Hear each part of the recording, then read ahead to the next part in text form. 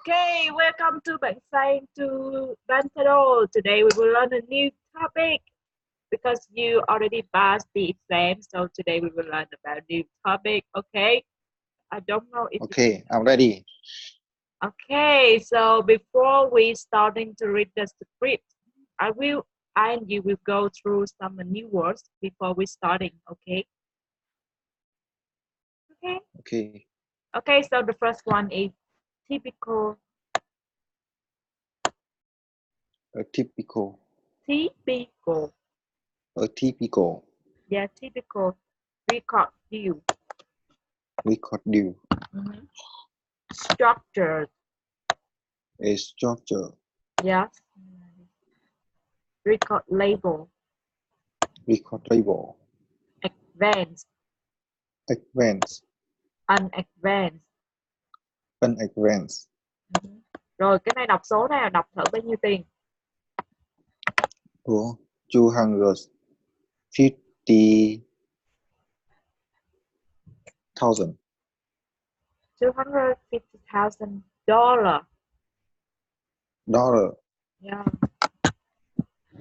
À, Tiếp theo. Suppose. suppose, Yeah. suppose. Rồi cái này.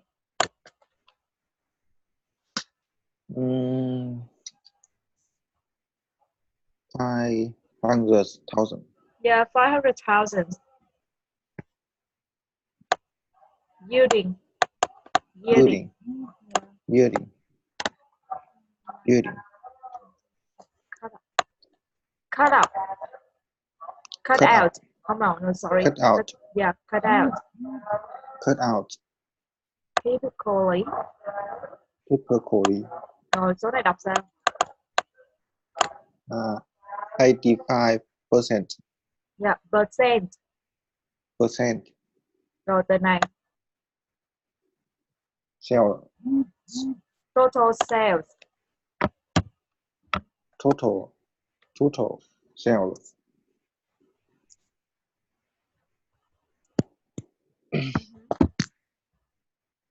Receive. Receive. Payment. Payment. Deduct. Deduct. Deduct. Deduct. Deduct. Deduct. Yeah. Recoup. Recoup. Coup. Recoup. Yeah. Promotion. Promotion. Promotion. Promotion. Yeah. Promotion. Have the promotion. Have the promotion. Yes. Tour support. Tour support. In debt. In debt. Carry it on. Carry on. Yes. Okay, please read that one. Thôi em nhìn cái này em không hiểu nội dung gì.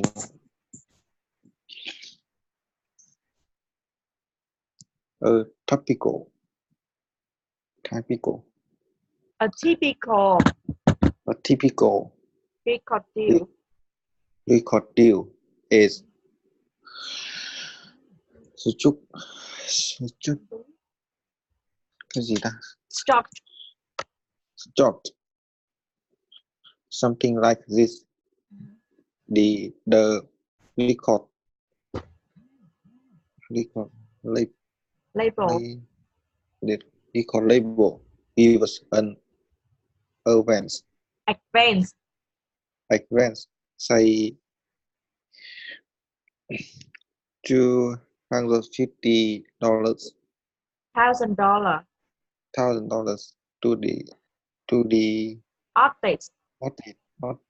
to record an album. Yeah, album. Ok, bây giờ để cô đọc lại nha. Cô đọc lại cái câu đầu tiên ha. A typical record deal is structured something like this. Nghĩa là cái deal mà cái hợp đồng khi mà phát hành một cái bản thu âm bình thường á, thì structure có nghĩa là cái cấu trúc của nó thì như thế này. A typical record deal is structured something like this. The record label gives an advance. Nghĩa là cái record label sẽ được đưa trước cái nhãn mà để cái nhãn thu âm thì sẽ được đưa trước, say $250,000 to the artist to record an album. Tức là cái hãng thu âm á, người ta sẽ đưa trước, give in advance, nghĩa là đưa cái gì đó trước, khoảng là $250,000 cho nghệ sĩ mà để thu âm cái album đó. Dạ. Rồi đọc lại nè. A typical record deal. Deal giống như nó deal á. Deal is a job. Something like this. The record label with an advance, say $250,000 to the artist to record an album. To record an album. Ok. Rồi tiếp.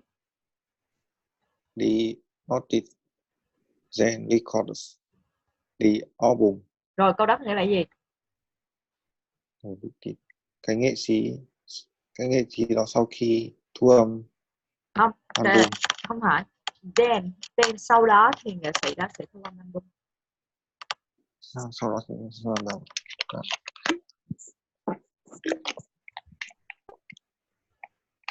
Suppose chứ không phải support. Suppose that the album sells 500,000 copies at $10,800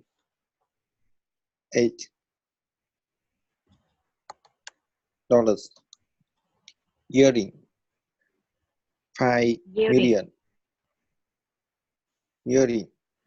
million. Suppose là giả định rằng đó. Giả định cái album đó bán 500.000 đô, 500 bản copy. Đúng rồi, 500.000 bản. Phải mức giá 500.000 bản copy. 10 gì ạ? 10 đô. 10 đô mỗi bản. 10 đô mỗi bản. Yielding 5 million là thế nào? 5 triệu đô, tức là bây giờ đúng không, 500.000 bản mà bán với giá 10 đô mỗi bản thì tổng doanh thu sẽ là 5 triệu đô đúng không? Dạ. Okay. The record label then takes the cut out of the $5 million. Typically 85% of the total sales, leaving the artist with $750,000. Rồi dịch câu này nè. Cái bạn thu âm record label nữa là hãng thu âm á.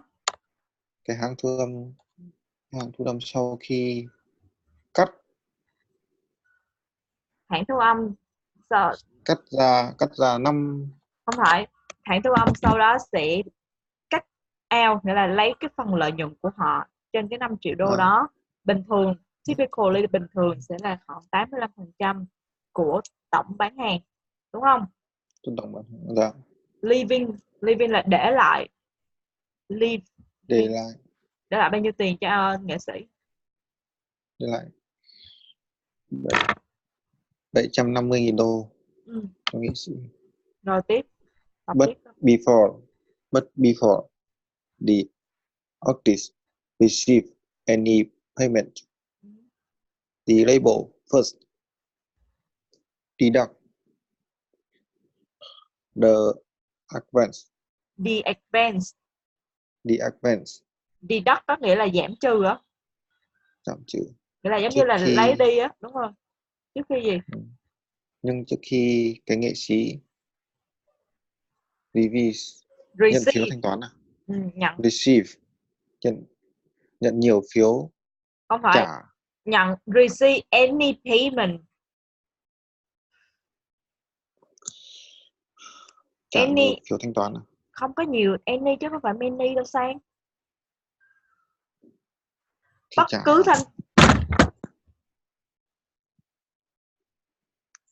trước khi mà nghệ sĩ nhận được bất cứ khoản thanh toán nào. The artist receive any payment. Bất cứ khoản thanh toán nào. Any dùng trong một câu là kiểu giống như là không phải là many, nó không phải là many, nó là any. But before the artist receive any payment. Dạ. Trước khi nghệ sĩ nhận được bất cứ khoản thanh toán nào. Đúng rồi. Thì nhà đầu tiên thì cái hãng thu âm sẽ giảm cái tiền đặt cọc given advance, đúng không? Người ta đưa trước cho nghệ sĩ 250.000 đô. Thì sau khi mà trước khi là người ta trả tiền cho nhà nghệ sĩ thì người ta sẽ lượm lại cái khoản tiền đó nữa. Yeah. Ok. In addition, the record. In addition. In addition, the record label recoups bù lại other cost such as recording costs, such as recording costs of the promotion cost of the video cost and tour support.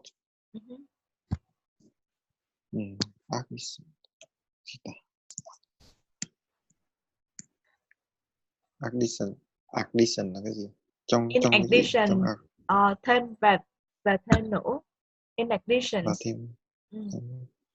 Và thêm nữa. The record label recoup another cost, nghĩa là cái nhãn thu âm sẽ thu thêm một số phí nữa. Such as recording cost, nghĩa là ví dụ như phí thu âm. Half the promotion cost, nghĩa là một nửa phí gọi là promotion, có nghĩa là phí quảng cáo. Half the video cost, nghĩa là một nửa phí làm video. Và tour support, nghĩa là ví dụ như những ca sĩ nổi tiếng thì họ sẽ đi tour. Thì this rồi. It leaves the artist $425,000 in debt to the record label. Rồi câu này có nghĩa là gì? Cái leaves. Cái việc này. Toàn từ mới. Cái việc này. This này là nó biểu hiện cho những cái việc mà mình vừa nói phía trước. Cái việc mà record label recoup all the cost của, tức là cái việc này sẽ làm cho người nghệ sĩ leave the artist, nghĩa là để cho người nghệ sĩ 425.000 đô in debt, nghĩa là nợ cái hãng thu âm. In debt là nợ một ai đó. And then this gets carried on to the next album. The next album and the next album. Rồi ý nói là cái khoản nợ này sẽ được tính vào trong những album tiếp theo, những album tiếp theo và những album tiếp theo nữa. Em hiểu được cái phần này không? Em hiểu được cái này chưa? Em hiểu được. Không, cái đoạn mới coi. Đúng rồi, nó không những từ mới. Cái không những từ mới mà cái structure của nó cũng rất là mới. Ví dụ như em thấy chỗ này nè, nó dùng động từ to be nhưng mà nó cũng dùng verb. Đây là một cấu trúc bị động. Chưa học. Đảm bảo chưa học. Đọc cái đoạn này trước đi, ngày mai Linh sẽ soạn ngữ pháp để cho Sang học. Ok. Đọc lại, nhưng mà cái đoạn này là Sang bắt đầu hiểu sơ sơ rồi cái ý nghĩa đoạn này nói gì rồi đúng không? Dạ. Ok, rồi đọc lại cái đoạn này. Cái mới không, sorry. Typical record deal. Không phải deal. Deal. Nhìn từ này nhớ tới. Nhìn từ này nhớ tới từ nói deal. Nói deal. Deal. Deal. A typical record deal. A typical record deal Mhm. is just something like this. The record label gives an advance, Advance. say $250,000 to the artist to the records an album. The artist then records the album. Suppose Suppose chứ không phải suppose. suppose Suppose.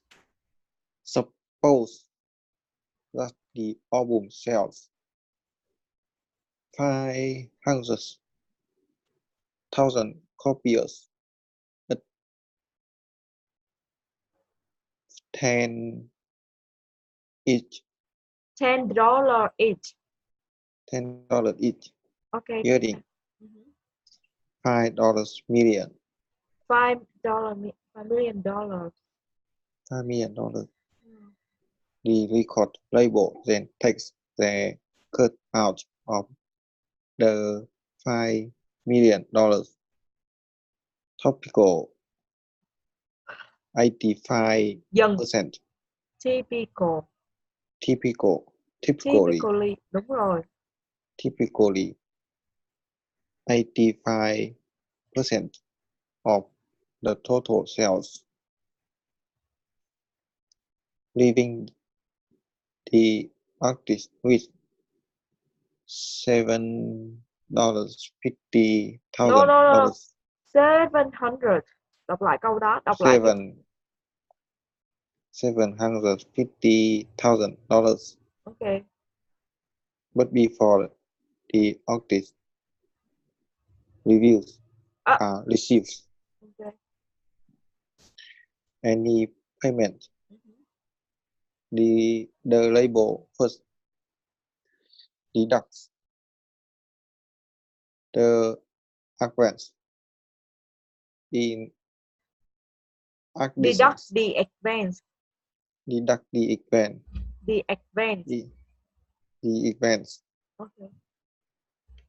in additions the record label. Dần. Addition. Chứ không phải addition. Addition. In addition, No. the record label recovers other costs such as And tour record. support. And tour support đâu? Thiếu gì? Nó chưa đọc đến đó mà cũng. Suggest hả? Another cost such as recording cost of the promotion, cost of the video, cost and tour support. Support. Support. Nhớ là sub trước chứ không phải support. Support. Tour support. It leaves the artist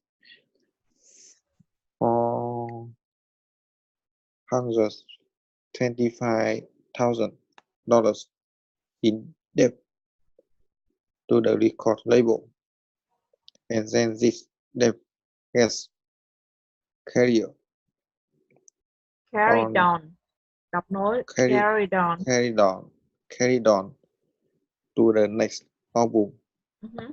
The next album and the next album. Ok, đọc lại từ đầu nha. Uống miếng nước để đọc à?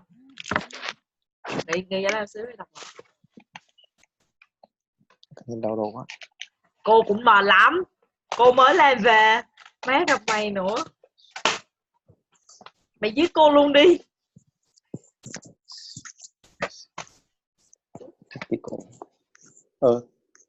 Typical record deal is something like this. the record label gives an Expense. advance, say $250,000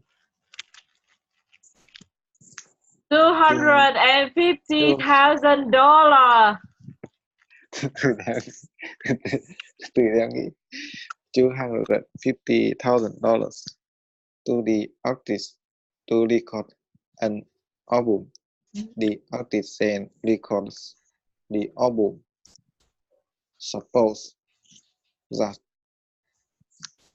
the album sells 500,000 copies at $10 Each. yielding $5 million. The record label then takes the cut out of the $5 million topically. Typically, sao topically trời? Typically 85% of the total sales, leaving the artist with $750,000.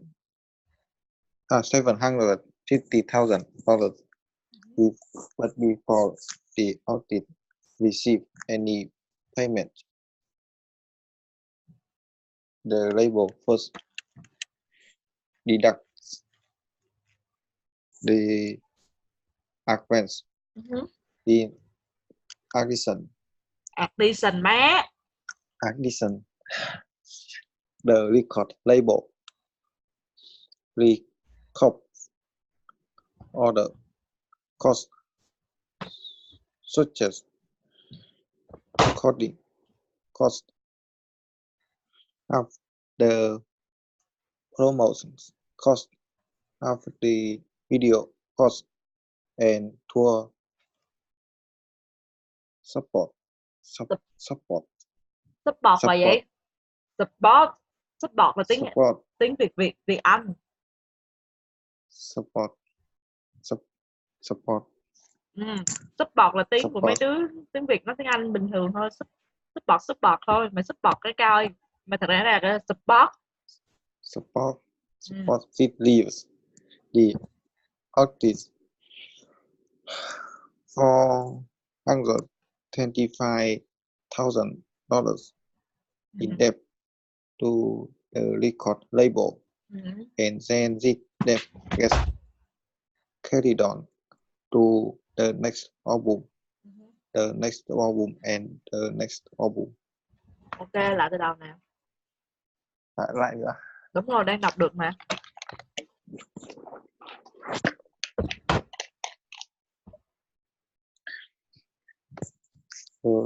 Typical.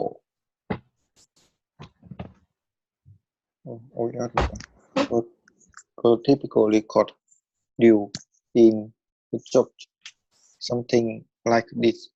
The record label gives an advance, say $250,000 to the artist to record an album. The artist then records the album. Suppose. Đúng rồi. That the album sells 500,000 copies at $10 each, yielding $5 million. The record label then takes the cut out of the $5 million. Typically, đúng rồi. 85% of the total sales, leaving the artist with $750,000 before the artist receives any payment. the label first. Ký đọc. The advance. The advance in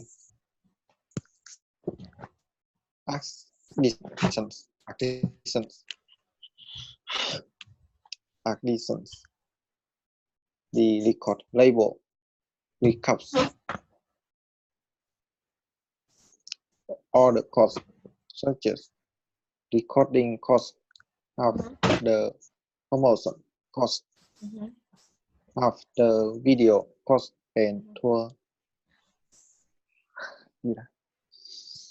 support. Đúng rồi. This leaves the artist $425,000 in debt to the record label, and then this debt gets carried on to the next album, and the next album. Yes. Okay, so our lesson in here, and I will see you tomorrow. I will try to make the grammar for you. Okay. Bye bye. Bye bye. This Grammar. Some grammar. For me? Yes, because this lesson have many grammar that you never learned. So I will try to make a new one for you. Okay, bye bye. Bye bye. See you tomorrow. Later. Yeah, see you tomorrow. Good night. Good night.